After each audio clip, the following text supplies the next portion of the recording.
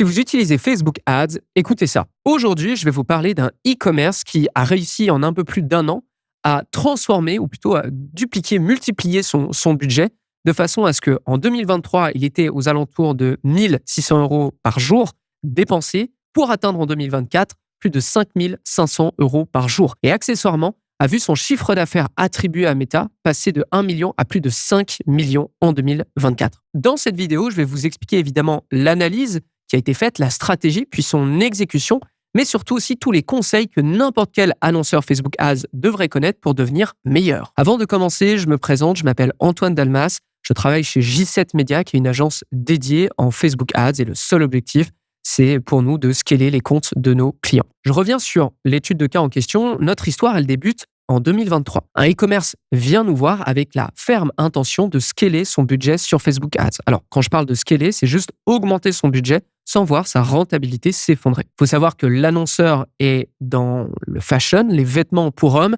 et il a déjà un compte qui roule depuis un petit moment. Au moment où on audite ce compte, on observe que le compte, justement, n'a jamais dépassé les 1000 euros de budget quotidien sur Facebook Ads. On observe aussi que son marché principal est la France, où à peu près 57% des dépenses partent.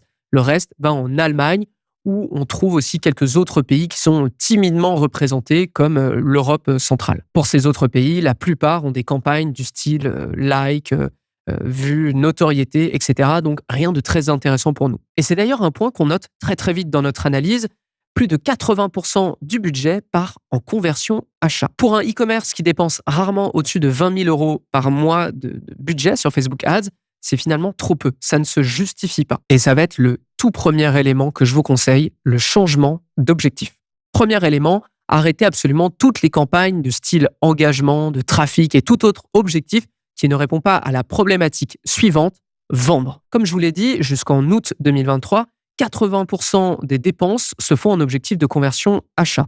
Eh bien, en 2024, ça sera évidemment 94% du budget total investi. Attention, en volume, on dépense évidemment bien plus aujourd'hui sur ces objectifs annexes qu'en 2023, mais sur la part du budget, c'est quand même beaucoup plus faible. Eh bien, mon premier conseil ici, avoir un budget inférieur à 30 000 euros par mois sur Facebook Ads et utiliser continuellement votre argent dans des objectifs de non-conversion, c'est une immense erreur selon moi. En fait, vous ne justifiez pas d'un budget qui vous permet de flâner en notoriété. Il faut comprendre que nos plus gros clients chez J7 Media se le permettent parce qu'ils ont des offres, ils ont des audiences et ils ont des créatifs qui ont juste montré de l'intérêt et puis surtout montré du succès. En fait, ils ne sont plus en danger et eux cherchent simplement à acquérir des bassins de prospects avec un CPM qui est beaucoup moins cher. Voici pourquoi, en dépassant véritablement les 2 millions de budget par an sur Facebook Ads, on se permet d'établir un 6 ou 5% de dépenses dans des objectifs annexes autres que la conversion achat. Comme je vous l'ai dit,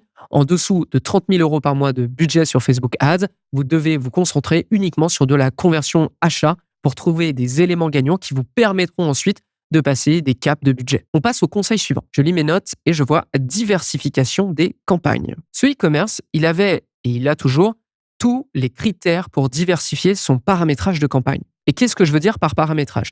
Il faut que vous compreniez un truc. Chez J7 Media, on a une façon de regarder n'importe quelle campagne, ou plutôt des campagnes Facebook Ads. Il faut comprendre que chaque campagne, n'importe quelle campagne sur Facebook Ads repose sur 5 piliers, les piliers qu'on appelle le pacto. C'est un acronyme pour dire paramétrage, audience, créatif, tunnel de vente et offre. Vous verrez, vous ferez ce jeu chez vous, entre guillemets, ou devant votre compte. Toutes les campagnes que vous utilisez en conversion, quoi qu'il arrive, utilisent toujours ces 5 piliers. Vous avez toujours la main sur ces 5 piliers.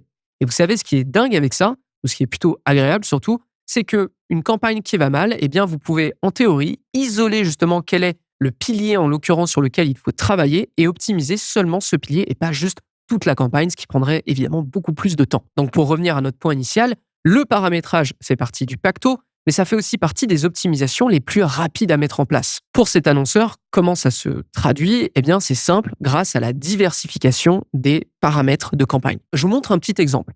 En 2023, les campagnes de catalogue Ads, donc vous savez, lorsque votre boutique est liée à Facebook Ads et que vos publicités affichent les meilleurs produits selon Meta et puis aussi selon si ces produits sont en stock ou pas, ces campagnes représentaient à peu près 1% du budget total investi. Pourtant, on va se le dire, c'est quand même un e-commerce qui détient un nombre incalculable de collections et de produits différents.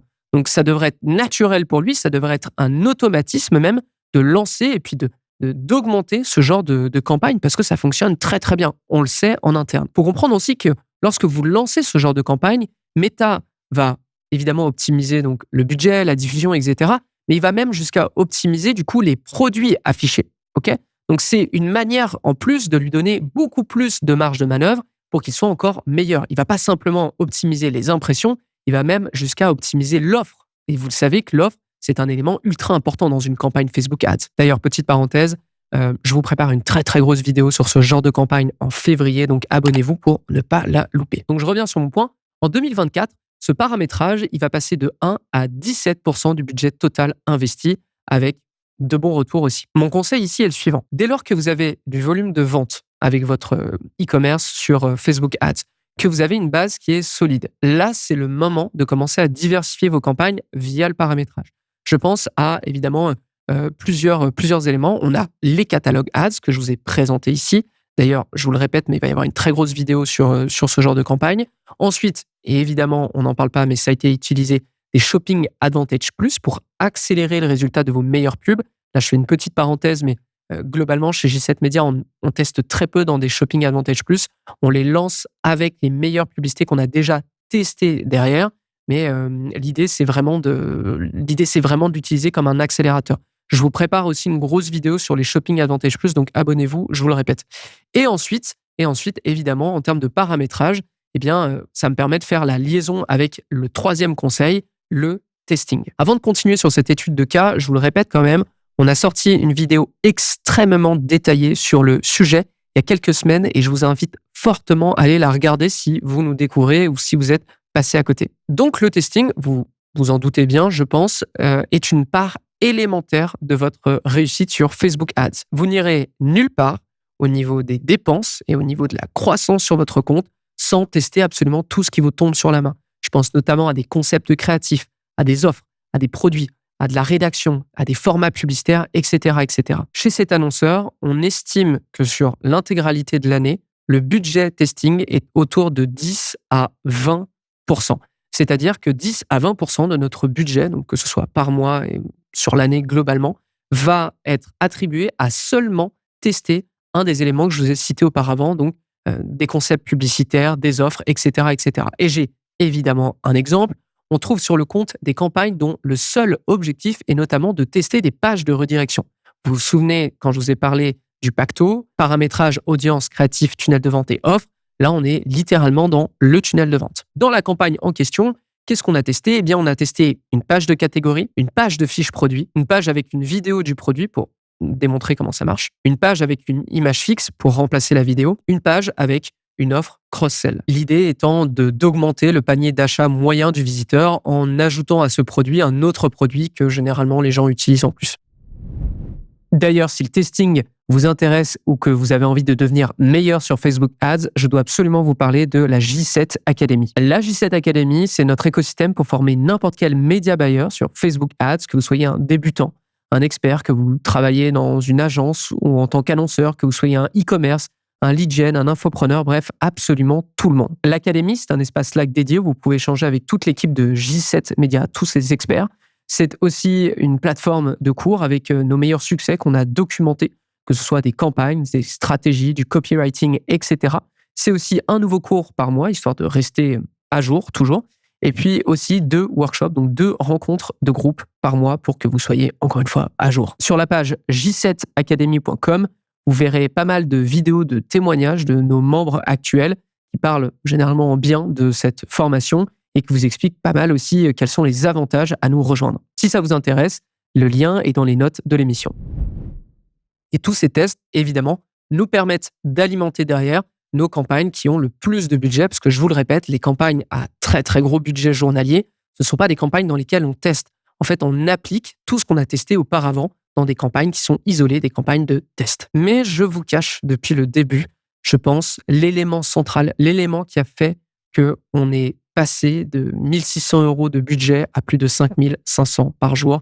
Et cet élément, c'est le suivant, l'ouverture des marchés. Alors, je vous l'ai timidement introduit au début de cette vidéo, l'ouverture à l'international est un élément fulgurant dans le scaling sur Facebook Ads. En fait, imaginez, c'est comme si vous redémarriez de zéro, sauf que vous avez toujours votre meilleure pub et votre meilleure audience, et puis accessoirement votre meilleure offre. Que vous compreniez un peu, je vous ai fait un tableau que je vous affiche là tout de suite. Qu'est-ce qu'on observe ici? Alors que la France est le premier marché en termes de dépenses en 2023, elle est vite rattrapée sur son chiffre de 2023 par l'Allemagne et la Pologne et l'Angleterre et la Hongrie dès 2024. Du coup, je n'ai plus un seul marché principal, mais j'en ai 4. Imaginons simplement, si on avait dû atteindre les 2 millions de dépenses de budget Facebook Ads sur l'année avec la France seulement. En partant du principe qu'on garde évidemment la même croissance année après année qui est ici autour de 74%. Eh bien, si on regarde ce petit tableau ici, on aurait dû attendre 2031, autant vous dire une éternité sur Facebook. Mais la question que vous vous posez, évidemment, c'est comment on s'y est pris. Petit exemple,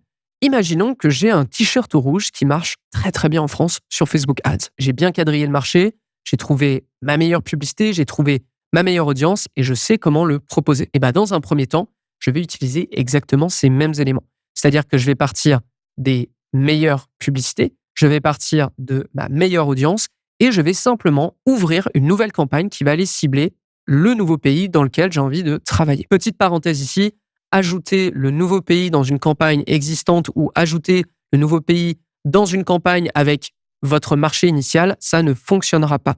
Pourquoi? Parce que votre data a été biberonnée, je vais prendre l'exemple ici, chez cet annonceur, si on avait fait ça, comme la data a été biberonnée au marché francophone, français surtout, si on avait ouvert l'Angleterre ou l'Allemagne à côté, eh bien le budget serait automatiquement parti dans la France et jamais sur l'Allemagne. Si vous voulez tester des pays, vous devez avoir un budget qui est dédié à ce pays. Donc, de là, on teste et on voit comment ça réagit. Est-ce que ça se vend bien? Est-ce que ça se vend rapidement ou pas du tout? Est-ce qu'on doit attendre plusieurs semaines avant que le stock, entre guillemets, s'écoule? Est-ce qu'une seule des publicités prend tout le budget? Ou est-ce que justement, la campagne se permet de dépenser de façon équitable sur toutes les publicités et on n'arrive pas à cerner quelle est la meilleure dans l'immédiat? Forcément, cette période, elle est un petit peu instable. On ne sait jamais sur quoi on va tomber. On sait simplement que en utilisant les meilleurs éléments qu'on avait sur le marché initial, en théorie, on supprime le fait on supprime un peu l'aléatoire d'arriver avec des publicités qui n'ont jamais été testées et dont on n'a aucune idée des performances. Aussi, on ne se prive pas de tester d'autres produits. C'est-à-dire qu'on part généralement avec le meilleur produit. Donc là, en théorie, le t-shirt rouge, comme j'ai pu vous le dire. Et après, en fonction des résultats, si on voit que ça fonctionne, bon, très bien, on commence à construire dessus. Si on voit que ça ne fonctionne pas, on n'hésite pas justement, parce qu'on a le budget pour, de tester d'autres produits pour voir si c'était pas juste ce produit qui culturellement fonctionne pas dans ce marché. Et c'est littéralement ce qu'on va voir avec, par exemple, le marché hongrois, avec les premières campagnes assez timides en 2023. Et peu à peu, on va ajouter des campagnes, on va ajouter du budget, des catalogues ads finalement, encore une fois. Et puis, ça devient finalement un très, très gros marché dès mi-2024. En fait, je vais m'adresser surtout à tous les e-commerce qui ont le sentiment d'avoir bien quadrillé leur marché initial et qui ont envie de réitérer rapidement. La leçon ici, c'est vous partez toujours des meilleurs éléments dont vous disposez, vous les traduisez si nécessaire et vous faites des tests avec beaucoup de précautions. Littéralement, vous dupliquez votre travail sur le marché français à plus petite échelle pour l'essayer sur d'autres pays. Partons du principe que j'ai une publicité qui dit « Bonjour, je suis une publicité » ou « Bonjour, je suis un t-shirt rouge ». Lorsque vous arrivez en Hongrie, la publicité va dire bon, je vais évidemment pas me risquer à la dire, mais vous avez compris l'idée. On traduit littéralement et on voit comment ça se passe. Donc, pour faire une conclusion sur tout ce qu'on a vu avec cette étude de cas, cet e-commerce a multiplié par 3,5 ses dépenses sur Facebook Ads grâce à plusieurs éléments. D'abord, le premier et le plus énorme, vous l'avez compris, c'est l'ouverture à d'autres marchés. Vraiment, remettez-vous le tableau des dépenses de 2023 versus 2024. Quand ça fonctionne, c'est comme si vous arriviez à nouveau sur un marché principal que vous connaissiez juste pas. Ensuite, l'utilisation de campagnes sont complètement différentes. L'annonceur était sur de la conversion achat, très bien, des campagnes evergreen, etc. Le point, c'est que nous, on est arrivé surtout avec du catalogue ads. Pourquoi? Parce que justement, l'annonceur a énormément de produits différents et on peut vraiment travailler là-dessus. Et je vous le répète, je vais avoir une très grosse vidéo qui va sortir prochainement sur social scaling dans les 30 prochains jours et sur lequel je vais vraiment appuyer parce que les catalogues ads, ça fait partie des meilleures campagnes à lancer et des campagnes qui peuvent survivre le plus longtemps possible. Donc vraiment, faites attention à ça, regardez attentivement et accessoirement, évidemment, les Shopping Advantage Plus qui sont, des fabuleux accélérateurs de croissance quand ça fonctionne de base. Et ensuite, pour terminer, eh bien, on a utilisé et on a répété sans arrêt des tests constants de visuels, d'offres, de tunnels de vente. Je le répète aussi parce que c'est quelque chose qui n'est pas nécessairement, testé, régulièrement, je trouve, sur des comptes publicitaires. Très souvent, on va tourner autour des concepts créatifs, on va peut-être tourner aussi autour des audiences et les tunnels de vente, c'est quelque chose, surtout pour un e-commerce, qu'on teste pas tellement. Donc je vous recommande de le faire parce que nous, on a quand même construit pas mal de campagnes et de publicités sur des modèles de tunnels de vente complètement différents. J'appuie aussi forcément sur ce dernier point, vous devez tester. Si vous ne testez pas sur Facebook Ads, vous êtes mort. Si vous ne testez pas, vous finirez forcément dépassé par un concurrent ou bien la plateforme ne vous donnera juste plus l'heure. Voilà, on a terminé. Maintenant, si vous cherchez des tests, des optimisations à mettre en place sur votre compte pour avoir de meilleurs résultats, je ne peux que vous encourager à vous abonner à cette chaîne YouTube, à nous mettre des petits commentaires d'ailleurs, même sur les épisodes que vous souhaiteriez qu'on traite une prochaine fois. Autrement, moi, je vous donne rendez-vous aussi sur la J7 Academy, qui est notre écosystème d'apprentissage sur Facebook Ads, pour n'importe quel niveau, que vous soyez un média buyer complètement débutant ou un média buyer dans une agence qui fonctionne très très bien. On a du contenu, on a des cours, on a des workshops, on a un espace Slack qui va répondre à absolument tous les niveaux. Si ça vous intéresse, j7academy.com ou dans les notes de l'émission. C'est tout pour aujourd'hui et moi, je vous donne rendez-vous mercredi prochain pour un prochain Social Scaling. À très vite tout le monde.